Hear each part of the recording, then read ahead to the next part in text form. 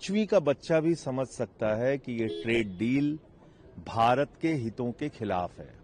मैं आपको 2-3 उदाहरण देके बताता हूं।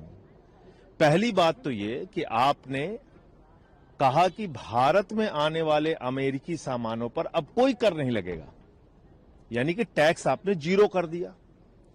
दूसरी तरफ भारत से जो सामान जाएगा उस पर 18% अमेरिका टैक्स लेगा। तो ये कौन सी अच्छी डील है आपकी, पहले मुझे समझा दीजिए। आपने जीरो कर दिया, उन्होंने 18% कर दिया। अमेरिका कह रहा है कि आप रूस से तेल नहीं खरीदेंगे, और अगर आप रूस से तेल नहीं खरीदेंगे, जहां से कि हम आज की तारीख में लगभग 40% कच्चा तेल हम रूस से खरीदते हैं, और अगर आप रूस से तेल खरीदना बंद करेंगे तो करीब करीब 70 से 80 हजार करोड़ रुपए सालाना भारत को नुकसान होगा, यानी कि भारत की जनता से वो पैसा वसूला जाएगा। तो 80 हजार करोड़ रुपए का चूना देश के लोगों को आप क्यों लगा रहे हैं? महंगा तेल खरीदने पे आप क्यों मजबूर कर रहे हैं? अब आ जाइए एग्रीकल्चर सेक्टर के बारे में। क्या कहा वहां की एग्रीकल्चर सेक्रेटरी ने कि अमेरिका के किसानों के लिए भारत का बड़ा बाजार खुल गया। अब आप सोचिए कि गेहूं, कपास, मक्का और अगर दूध, मिल्क प्रोडक्ट्स, डेयरी प्रोडक्ट्स अगर हिंदुस्तान में जीरो टैक्स पे आने लगे तो भारत के करोड़ों किसानों का क्या होगा? वो तबाही और बर्बादी के कगार पे चले जाएंगे।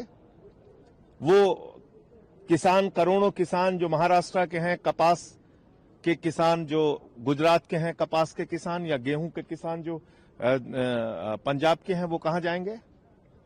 तो आपने जो अब तक की सरकारों ने जो काम नहीं किया था, वो गुनाह आपने किया।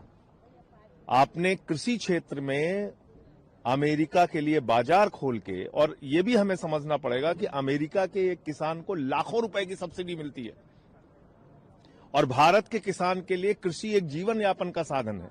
वो गेहूं बेच के अपने बच्चे की फीस जमा करता है। ये बुनियादी फर्क है।